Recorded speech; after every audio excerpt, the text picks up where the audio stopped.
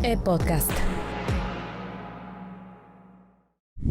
Si eres de una de esas personas que sufre de colitis, este episodio de Gel Café es para ti porque te vamos a contar qué son, de qué se trata, cómo atenderlas, así que quédate porque esta información te va a interesar.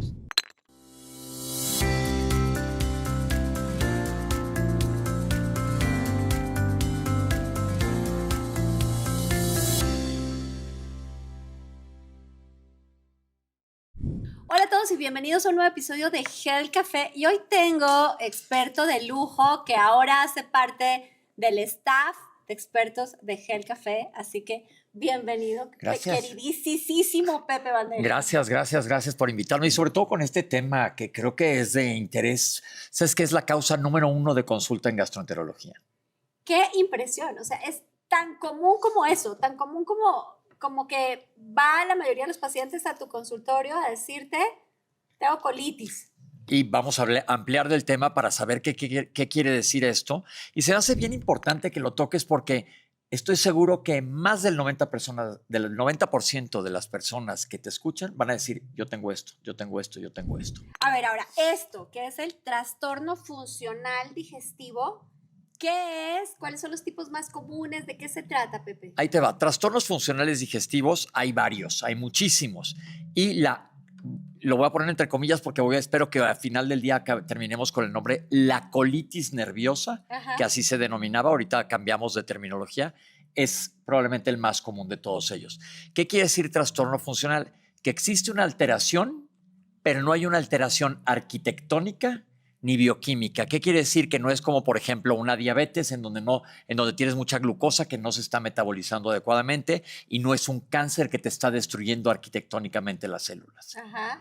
Que además, déjame decirte, es súper frustrante, al menos en el caso de las mujeres, que vamos con el doctor y el doctor dice, pero es que no tienes nada, ¿no? Y tú estás inflamada y en el ultrasonido ustedes ven un montón de gas, pero hacen estudios y no es tan fácil llegar a encontrar la causa de ese trastorno funcional. Qué bueno que tocas este punto porque no es como, por ejemplo, si yo tuviera un tumor en el cerebro, me hacen una resonancia magnética, ahí está. No es como tengo una úlcera en el estómago, me hacen una endoscopia y ahí está. El trastorno funcional digestivo se hace por descarte de otras enfermedades porque, como acabas de mencionar perfectamente bien, no hay algo que diga tienes esto. Claro que por epidemiología, ¿qué quiere decir esto? Por frecuencia, sabemos qué es lo más común y cuáles son los síntomas más comunes. Vamos, como tú dijiste, a hablar sobre todo de vuelvo a decir entre comillas, la colitis, que se llama síndrome de intestino irritable, y es el más común de los trastornos funcionales digestivos. A eso quería ir, ok. A muchas mujeres, no sé por qué más mujeres, si solamente porque atendemos más nuestros problemas de salud que los hombres, o si sí hay una razón para que seamos más las mujeres, pero a muchas nos dicen, tienes síndrome de colon irritable. ¿Qué es eso, Pepe? Ahí te va. No es solo a mujeres, aunque sí, la prevalencia es mucho más alta en mujeres que en hombres, pero las mujeres ponen mucho más atención a su salud, las mujeres se cuidan más, no se acostumbran a tanta cosa, pero también existe en hombres este síndrome de intestino irritable. ¿Qué es? El síntoma predominante es dolor. Tengo dolores difusos, no es como el dolor de una apendicitis que te duele acá abajo intensísimo, son dolores difusos en el abdomen que se pueden acompañar con cambios en el hábito intestinal. ¿Qué quiere decir esto? Que dejas de ir a hacer popó adecuadamente. Todos tenemos un hábito intestinal y estos pacientes a veces están más estreñidos, a veces están con diarreas o más predominio de estreñimiento o más predominio de diarreas irregulares, dicen hago popó en bolitas o hago en tiritas y me distiendo del abdomen. Mucha gente te dice me inflamo, pero no es que sea inflamación per se, es distensión como un globo que llenas de aire. Eso te iba a preguntar. Lo más común es que te sientes, en la mañana estás bien y para el mediodía estás hecha un globo, literal, o sea, hasta te aprieta más la ropa. ¿Por qué? Acabas de decir un punto que yo les decía a mis alumnos. Ahorita voy a decir otro más adelante. Cuando un paciente te diga, amanezco perfectamente plano y a lo largo del día me voy inflando, esto no es patognomónico, pero normalmente se asocia a temas funcionales. Ajá. Se va conforme el intestino se pone irritable, digamos, en un intestino berrinchudo, se va diciendo, pues de aquí me aprieto tantito, entonces ¿qué pasa con una manguera que aprietas? Por otro lado se llena mucho de aire y existen estas incomodidades, ruidos, etcétera. Ok, oye, pero además di por hecho, y perdónenme por favor los que me están escuchando, porque mi tarea en Gel Café, por un lado, es realmente invitar expertos, gente que sabe de lo que está hablando, y definitivamente tú eres un extraordinario caso, pero además explicar un poquito lo que resulta más común para quienes trabajamos en la salud. Entonces, cuando estamos hablando del colon, ¿de qué estamos hablando? ¿Dónde está? ¿Qué es eso? Nada más Ahí les va. paréntesis para ser claros. Y qué bueno que lo mencionas. Anatomía. Les voy a decir rápidamente, los voy a llevar por el tubo digestivo, dando cuenta que ustedes son una galleta, un bocado de galleta. La galleta entra al tubo digestivo por los labios en la boca. Ahí inicia el tubo digestivo, de ahí pasas al esófago, del esófago pasas el esfínter esofágico inferior y caes al estómago, en donde como licuadora va a revolver la galleta y le va a pasar al intestino delgado, que varía entre 8 y 11 metros de tamaño de la persona, en donde los nutrientes se van a ir absorbiendo en diferentes partes del intestino del intestino, No necesariamente irritable. y luego ya llega al colon, que es lo mismo que intestino grueso, y se llama síndrome de colon irritable. Ahora llamamos intestino irritable porque parece ser que hay más áreas implicadas. El colon es el intestino grueso que abarca 3 áreas. Se llama colon ascendente, que está inmediatamente después del intestino delgado, colon transverso, que cruza el abdomen, colon descendente, que tiene 2 partes, que es el colon descendente y el sigmoides y recto. Qué impresionante y qué emocionante es el cuerpo humano. Entonces, Es me una estabas joya. contando, el intestino delgado mide más o menos De 8 a 11 metros. de Sí. 8 a 11 metros. Y ahí te va. El intestino delgado, háganse de cuenta, muchos de ustedes son seguramente más jóvenes que yo, pero cuando yo era chico las alfombras eran como alfombras de pelos. Ajá. Y el intestino está cubierto como de una alfombra porque aumenta su superficie de absorción, estas vellosidades. Si tú las extendieras, las de una sola persona, llenarías el Estadio Azteca. ¡Wow! O sea, imagínense todo lo que puede pasar en esa alfombra gigantesca. Que es nuestro intestino. Y luego el colon, ¿cuál es la longitud? En 1 metro y tantos, 1 metro 60 a 90 más o menos. Ok.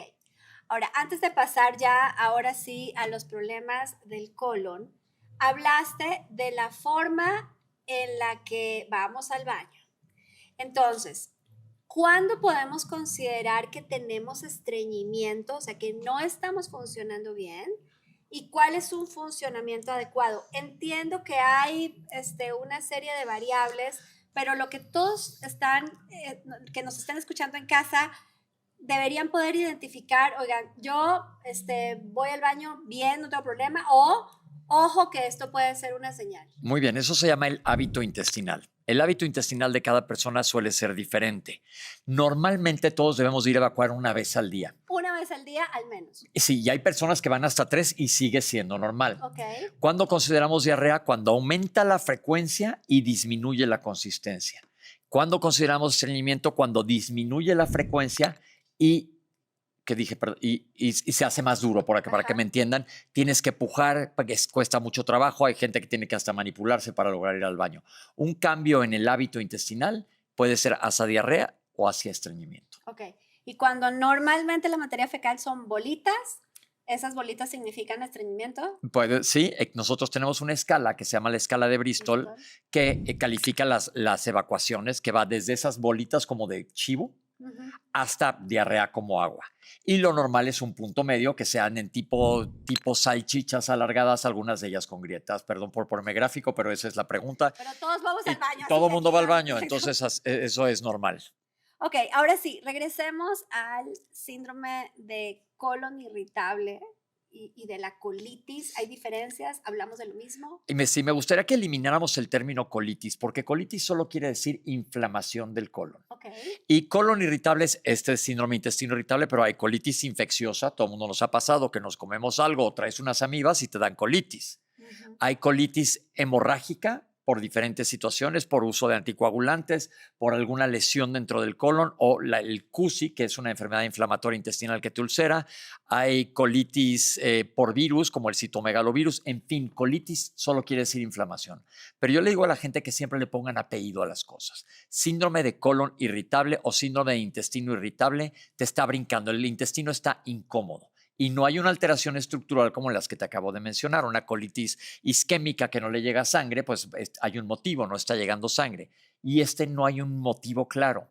Hay una alteración en el eje intestino-cerebro y el intestino, Cuando estás más nervioso, cuando estás más estresado, es cuando más brinca.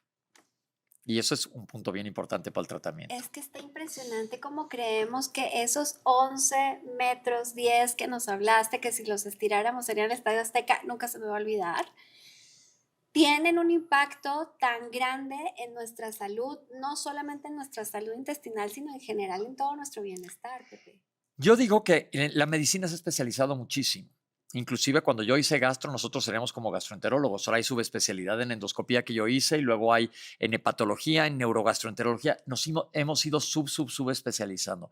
Pero le digo a la gente que se acuerden que seguimos siendo un ser humano. Y pongo un ejemplo tontísimo. Si voy por un martillo aquí y a cualquiera de los que está aquí presente le doy con el martillo en el dedo gordo del pie, le arruino el día. Le arruino el día. Y traer la panza inflamada y no sabiendo cuándo vas a ir al baño, no, pues te va a hacer sentir súper mal.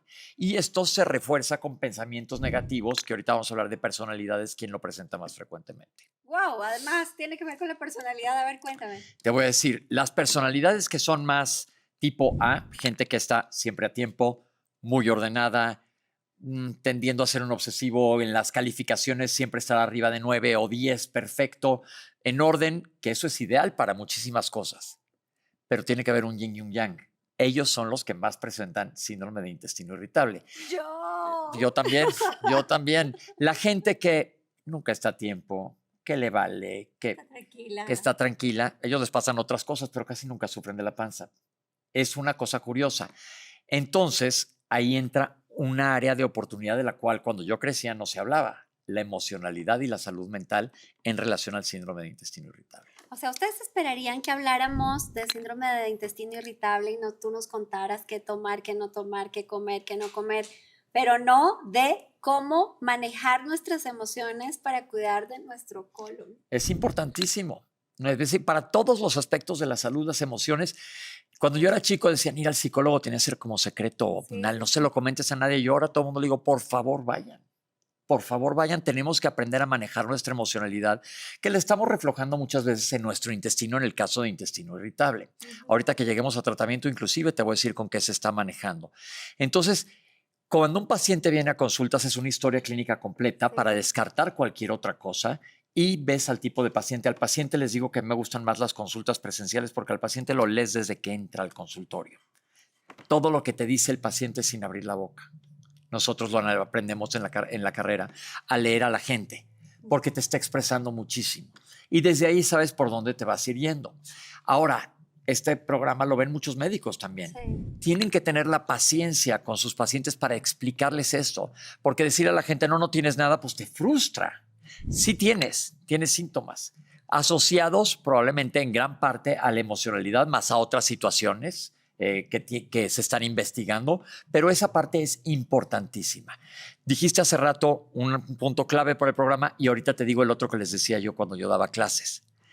El paciente te dice, es que estoy fatal, pero me fui de viaje de vacaciones a Acapulco.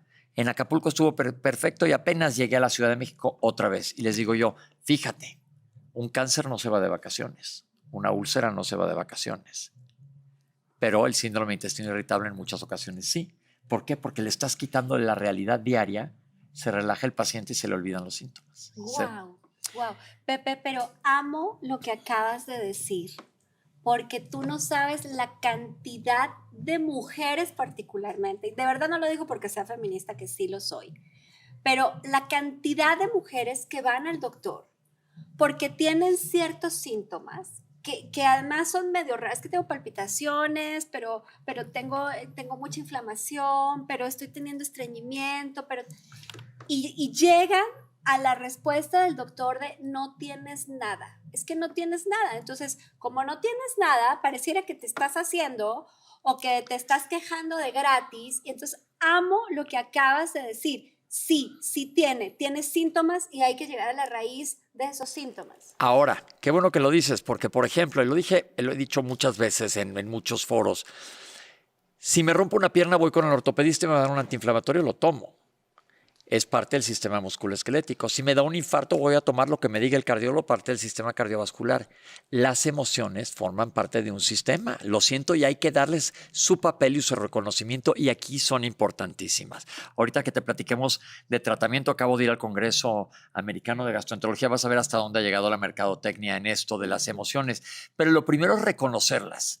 Y normalmente este síndrome se presenta, sí, más en mujeres con personalidades como las que acabo de mencionar, hombres como yo tenemos también, más en gente joven, aunque se puede presentar a cualquier edad, es rarísimo que un niño tenga, aunque ahora con los cambios de salud mental en edades más tempranas se está viendo más síndrome de intestino irritable. Ahora, ¿cómo llegas, Pepe, en tu consultorio a la conclusión de este paciente o esta paciente tiene un síndrome de colon irritable? Muchas veces porque son como de libro.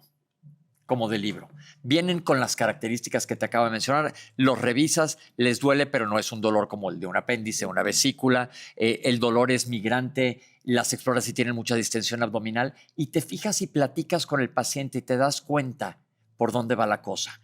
Ahora, en el tubo digestivo, y esto es bien importante que lo digamos, no hay tantos síntomas.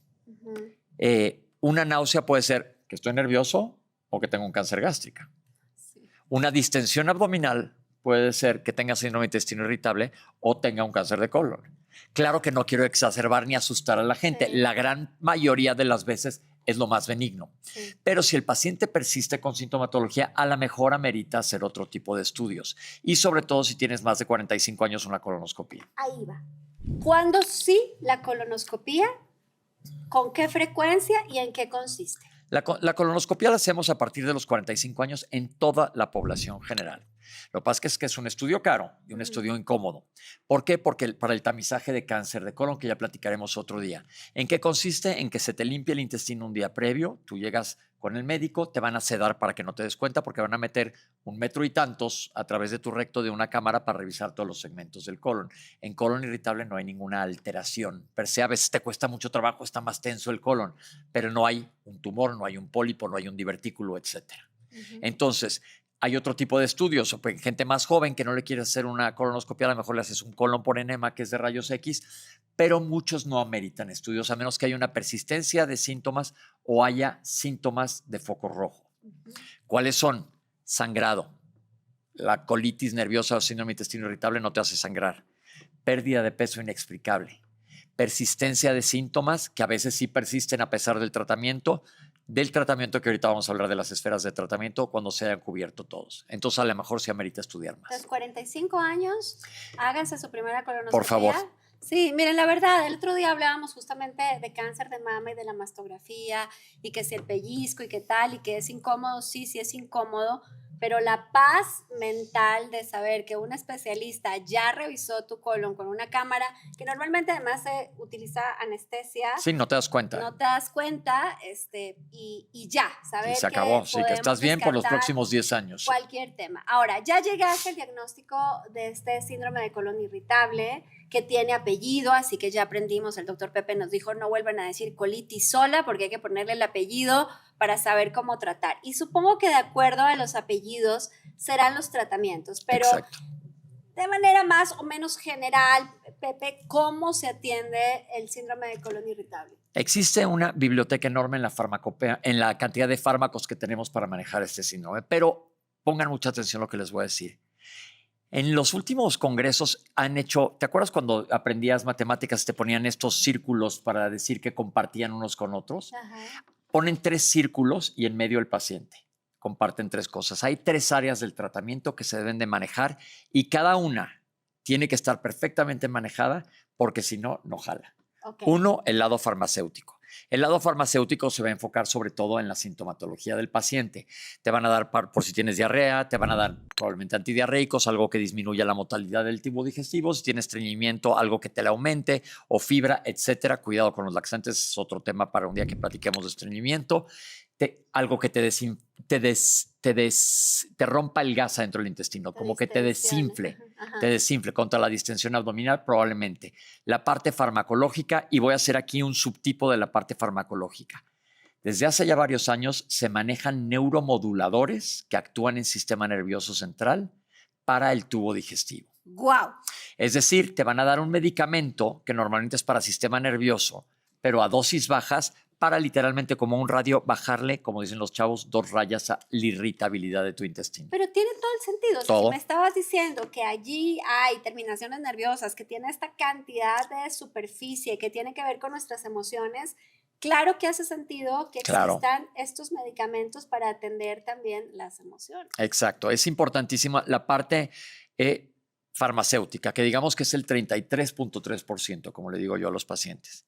Hay otro 33.3% que cae en manos del paciente y es una parte muy difícil. Una dieta adecuada, dormir, hacer ejercicio, en general, los hábitos del paciente. Los hábitos que dormir, hacer ejercicio y comer bien los recomendamos para prácticamente cualquier Todo, patología. sí. Ahora hay gente que me dice, ¿hay dietas especiales? Ahí voy a abrir un paréntesis. Para pacientes con tratamiento, con síndrome de colon irritable, que es muy difícil de tratar, existe una dieta especializada que se llama dieta baja en FODMAPs. No me voy a meter a darles todas las explicaciones científicas, pero esta dieta no es para todo el mundo. Y otra cosa, nosotros los médicos, la gran mayoría, no somos nutriólogos. Por favor, hay que darle respeto a la gente que hace su carrera en nutrición. Bravo. Nosotros podemos dar recomendaciones dietéticas, pero quien te debe llevar esta dieta es un nutriólogo certificado que sepa llevar trastornos funcionales digestivos. Porque todo el mundo dice, el doctor dice que no coma tal, yo te puedo recomendar, pero el que sabe, y aquí es donde entra el equipo multidisciplinario, el doctor va a trabajar con el nutriólogo.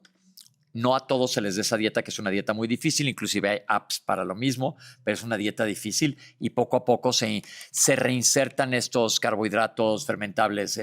Ya es más aburrido, no se los voy a platicar. Y como digo, honor a quien honor merece y a la ventanilla que le toca a cada quien. Yo no soy nutriólogo. Buenísimo. No, de verdad, ya vieron porque Pepe hace parte del staff de expertos de Gel Café. Yo estoy feliz que te estemos estrenando. Pero, a ver, en este 33.3% del que hablas, definitivamente no se trata de dietas. O sea, aunque al comienzo sí se trata de un tema muy agudo, sí se vaya a usar algún tipo de restricción, en realidad siempre se va a tratar de adoptar un estilo de vida Saludable. más saludable, que incluya una alimentación sostenible en el tiempo, en el que la gente no se esté matando de hambre ni se esté restringiendo de cosas que lo hacen feliz, porque la comida también nos hace felices. Pero decías 2 cosas también importantes: ejercicio sí o sí, al menos 4 veces por semana, sí hay que moverse, y sí, moverse resuelve, se los dice alguien que lo ha vivido, moverse resuelve los problemas de estreñimiento, y dormir, decías hace un momento, sigue siendo importante. Y ese otro 33%, ¿qué es, Pepe? El otro 33%, no, déjame acabar de decir una cosa de la dieta, que muchas veces la gente cree que es todo por lo que como y te llegan pacientes que dicen, ya no como nada más que lechuga y me sigo inflamando. Bueno. Cuidado, por eso hay que pedir ayuda. Y el 33.3% que nos queda es el más difícil de todos: controlar la cabeza. Que es muy fácil que lo digamos aquí, pero yo he tenido problemas de salud mental, ansiedad espantosa, y me sé la teoría, pero a veces la cabeza te gana. Cierto. Y eso hay que reconocerlo y explicárselo a los pacientes, porque no se vale decirle, te dicen muchos, no, yo no estoy loco. No es que estés loco, primero que nada. Ansiedad, estrés, todos lo vivimos. Y reconocerlo. A mí me acaba de pasar que digo, a ver, me está pasando esto, bájale, no puedo. A veces no se puede, y eso es importante reconocerlo. Tenemos ciertas vulnerabilidades y si no se maneja la cabeza, no se van a mejorar. La historia de estos pacientes es, voy con un médico, me estudia, me dio tratamiento, mejoré y volví a sentirme mal, me volteó de cabeza en estudios, total, ese doctor es un tarado, no sirve para nada, me voy con otro. Misma historia, 20 gastroenterólogos que todos son unos tarados, y les digo yo, ¿y has manejado tu salud mental? Pero aquí se requiere que el médico lo explique como lo estamos haciendo ahorita y que el paciente tenga la apertura de aceptarlo. De aceptarlo. Las emociones, la salud mental es importantísima para esto. Te decía de la mercadotecnia, ahora en el Congreso están vendiendo ya apps que dicen para meditación intestinal. La mercadotecnia se va un poco de cabeza, pero bueno, si les funciona así, es un placebo, tú medita y te va a ayudar a relajar tu estómago. Hazlo, claro, cuesta una fortuna, pero terapia, y la terapia cognitivo-conductual es la que se ha demostrado en estudios basados en evidencia publicados que es la que más funciona. Y no es lo mismo un paciente que otro, desde el punto de vista emocional. Entonces, el equipo tiene que ser multidisciplinario. El gastroenterólogo no somos ningunos reyes absolutos de la verdad. Se tiene que compartir con el nutriólogo y el experto en salud mental. Y esto es lo que tenemos que llevarnos hoy a casa para saber de esto que es tan común. Tan común. Terriblemente común. Ahora, Pepe, ¿el síndrome de colon irritable se puede evitar? ¿No? ¿Sí? ¿Y cuáles son tus recomendaciones? Mis recomendaciones son, y van a estar bien difíciles, que duermas perfecto, que duermas como un bebé. Y si me dices cómo, te voy a agradecer. 2, comer sano, que yo sí trato de hacerlo de menos el 80%. Si yo el fin de semana pasado fui a una cantina y me comí unas crepas con cajeta deliciosas, se vale perfectamente bien. Una vez a la semana comerme un postre rico, no pasa absolutamente nada. Tratar tu salud mental. ¿Esto podría ayudarte a evitarlo? Sí. Ahora, como esa es una estadística muy difícil de validar, no sabemos números exactos. ¿Lo logré evitar o no? Un cáncer lo puedes medir. ¿Quién fue evitable? Y aquí es más difícil porque es muy vago, pero que es tratable y que lo reconozcas porque vas a ver que tienes exacerbaciones y remisiones. Pasas por una etapa difícil en tu vida, una etapa que te llueve horrible, me brinca la panza. Y dices, pues sí, estoy pasando por esto, pero ya lo procesaste y lo realizas. Y le quitas la tensión de ponerle el dedo encima todo el tiempo. Y una vez que empiezas a decir, lo suelto tantito, como que el colon le baja 2 rayitas. Y además, ¿sabes una cosa? Cuando físicamente, aunque traigamos temas, porque todos tenemos temas en nuestra cabeza que tenemos que procesar, pero cuando nuestro cuerpo está bien, cuando nuestra función es normal, es mucho más fácil procesar los temas emocionales. Y al revés, cuando encima traemos un temón emocional, pero además nuestro cuerpo no está funcionando bien, pues eso se vuelve una bola de nieve difícil de manejar. Y nunca subestimemos el estrés subclínico. No tiene que ser, no sé, que tuve un accidente o que una tragedia horripilante, que me divorcié, lo que sea.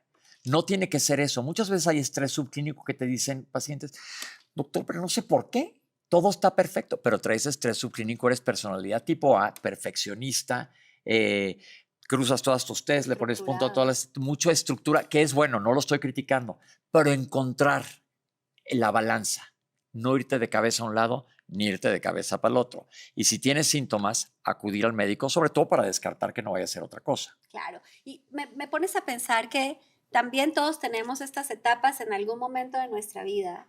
En las que en efecto tenemos que enfrentar una situación emocional difícil, ¿no? Estamos pasando por una pérdida de empleo, o estamos pasando por un problema con uno de nuestros hijos, o estamos pasando por un duelo, y entonces definitivamente el cuerpo va a resentir esa situación por la que tenemos que pasar, y entonces se me ocurre que también al revés, Pepe, no solamente habría que atenderse desde el punto de vista de las emociones y de la salud mental, sino estar aún más presente en la función de tu cuerpo, porque también se va a trastocar.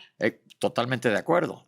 Y otra cosa a los médicos, nunca juzguen el origen del estrés de cada paciente. Yo le digo a los pacientes, quiero saber qué traes, pero no te voy a juzgar en absoluto.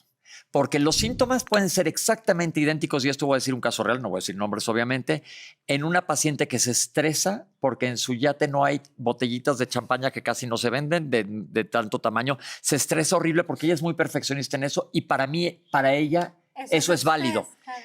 Los síntomas idénticos de ella lo tiene una paciente que venía de Cuernavaca con su marido y sus hijos, se mataron los 3, quedó nada más ella. Los mismos síntomas. Entonces aquí no es juzgar la situación del paciente, es respetar los síntomas del paciente y ayudarlo a sanar independientemente. Claro que les puse los 2 espectros totalmente absolutos, pero en medio de esos estamos todos. Entonces no se juzga porque cada paciente tiene su historia personal. Nosotros estamos ahí para echarles la mano a las personas sin juzgar cuál sea su causa. Tú puedes decir, hay que le baje. Pues no, ¿qué crees? Que no le baja y a ella le afecta. Me encanta que hables no solamente para la audiencia, sino también para los médicos, porque también en tus colegas en el consultorio hay mucho conocimiento, pero también a veces mucha arrogancia en abordar a los pacientes desde sus propios criterios. Y no solo eso, yo entiendo que como está la situación del mundo en general en salud, te dan 10 minutos para ver un paciente. Sí. Y en 10 minutos tienes que sacar todo esto que acabamos de platicar y ser empático. Aquí hay, como dicen ahora, tú eres mucho más educada que yo, áreas de oportunidad. Áreas de oportunidad, pero es muy importante. es muy, muy importante y por eso tenemos una cosa maravillosa en Latinoamérica que es la relación médico-paciente. Ajá. Y si te entiendes bien con tu médico, hay pacientes que te dicen, doctor, me sentí mejor nada más de salir del consultorio. Ay, sí, tienes toda la razón. Y hablando de eso, Pepe, sé que eres alguien muy generoso con tu conocimiento, extraordinario comunicador de la salud, que tenemos en Grupo Imagen el privilegio de tenerte en Sale el Sol y ahí nos encontramos de vez en cuando, que tienes tus propios espacios y podcasts que compartes en tus redes sociales, que se las vamos a dejar, por supuesto, conocimiento, pero yo estoy súper, súper feliz de compartir también de cuando en vez este Feliz, qué espacio gusto. contigo en Health Café. Yo se me hace muy padre que podamos, mira, poner nuestro granito de arena. Y aquí te escucha muchísima gente y tú no sabes lo que acabamos de decir, hasta dónde vaya a ir a dar. Eso es por lo que me he mantenido en medios, por lo que escribe la gente, que dices, wow, alguien me escuchó. Una vez no La Paz, en Santa Cruz, Bolivia, me escribieron que por suerte alguien se fue a hacer una colonoscopia, le encontraron un pólipo que estaba a punto de malignizarse y se lo quitaron por oír un pedazo de programa, entonces se me hace padrísimo. Sumemos. Y ¿sabes qué? Una característica bien linda tuya, que es muy relevante para Health Café, es que claro que hay algunos profesionales de la salud dedicados a analizar políticas públicas, a escribir, a comunicar, pero para Health Café es muy importante que los especialistas que se sientan en esta mesa tengan práctica clínica, vean pacientes todos los días y tú lo haces en tu consultorio y entonces esa experiencia de tocar, de saber, de sentir, de vivir todos los días y de, como acabas de decir tú, entender que cada paciente es distinto y que no son estandarizados los tratamientos, es lo que hace valioso lo que vas a venir a compartir. Feliz, con muchísimo gusto y muchísimas gracias. Pues muchas gracias a todos ustedes por acompañarnos una vez más en este episodio de Health Café. Hoy hablamos del síndrome de colon irritable y hay otra que se nos va a quedar y es que luego vamos a hablar con Pepe de gastritis, que son cosas distintas, pero que también son bien comunes. Así que no se les olvide que tenemos una cita cada semana para hablar de los temas de salud sin filtros aquí en Health Café. Esta es una producción de Excelsior Podcast. Derechos reservados. México 2025.